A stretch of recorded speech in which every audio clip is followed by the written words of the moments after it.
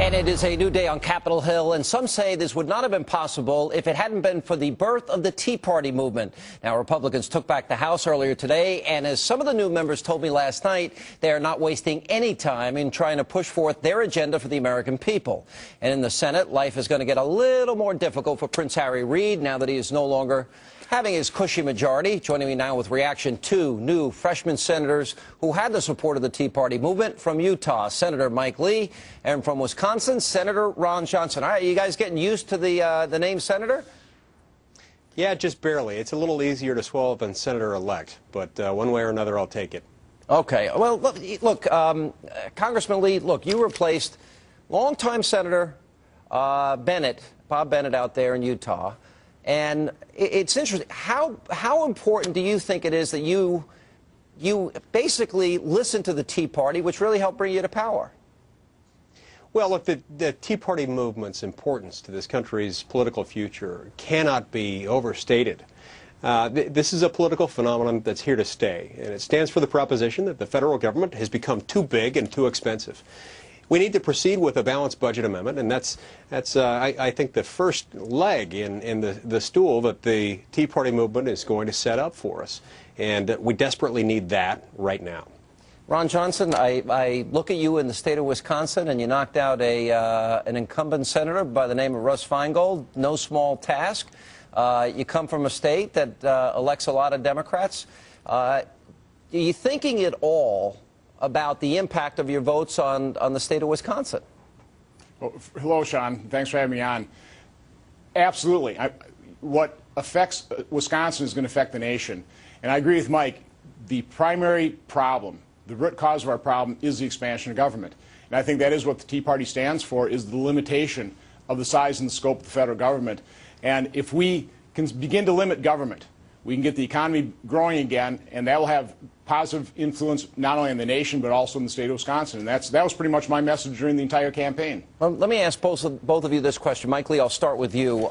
Senator Jim DeMint, talking about raising the debt ceiling, said, I think we should resist raising the debt ceiling. He went on to say we need to have a showdown at this point, that we're not going to increase the debt ceiling anymore. We're going to cut things necessary to stay at current levels, which is over $14 trillion. He says there needs to be a big showdown. When it comes to raising the debt ceiling, would you vote for it? I couldn't agree with Senator Jim DeMint anymore, and my intention is to vote against any effort to raise the debt ceiling, barring some revolutionary type of compromise that would result in guaranteed passage of a balanced budget amendment and some other aggressive measures to get spending under control. I wouldn't even consider it. Moreover, we need to remember this is not either a Republican or a Democratic issue. Not only has Senator DeMint made this statement, but another senator just a few years ago, a senator named Barack Obama, made essentially the same statement when refusing to increase the debt ceiling back then. No, we pointed that out to our audience last night. A little ironic. I think Republicans might be letting Barack Obama hear his own comments about that. Senator Johnson, when it comes to voting for the debt ceiling, is this, for example, do you think we can live with $14 trillion in debt and find enough cuts that we don't have to raise it? Well, it's certainly the moment where we need to raise the debate about the size and scope of the federal government. And I differ a little bit with Senator Lee from the standpoint the Constitution Amendment I want to see is more like the Mike Pence Amendment, where we limit spending, the size of the federal government, 20% or under of GDP. The problem I have with the balanced budget amendment is there's two ways to balance a budget. And I want to totally eliminate one, raising taxes, because that will just harm our economy. So I think we need to focus on limiting the size of government by limiting spending. And this is certainly the moment when the debt ceiling vote comes up, where we need to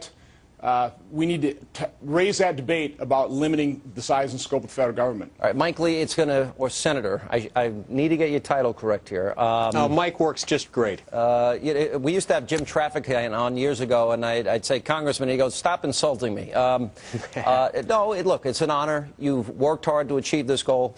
Senator, I think the American people want to know where specifically and how much specifically you think you can cut. Well, okay, what we need to do is lay down the gauntlet and say we're not going to spend more than we take in right now. Our businesses are doing this, our families are doing this, our state and local governments are doing this. Once we adopt a balanced budget amendment, and I agree with Ron, by the way, that's why the balanced budget amendment that I've been preparing contains not only a requirement that we balance the budget, but it also contains a restriction and another provision saying we can't spend more than 20%.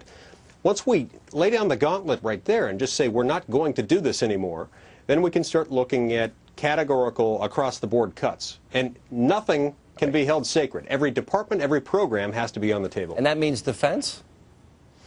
Potentially even defense. We can do this, I believe, in a way that doesn't jeopardize national security, that doesn't jeopardize the lives or the livelihoods of our brave young men and women. But we can look at the procurement process. We can look at the administrative costs that we incur in Washington, and I think we can find cost savings even there. Are both of you ready for the predictable attacks, not only by liberal Democrats, but by the liberal media, which is that you want old people to die, young kids to die, and old people, if they do live, to eat dog food? I think we've moved past that, because I think certainly what the Tea Party represented is across the board, people understand that this level of spending, this size of government is unsustainable. So, yeah, I'm perfectly willing to wither those attacks. One of the guarantees I made in my convention speech, and I repeated it daily on the campaign trails, I will never vote with my reelection in mind. That's not why I came here.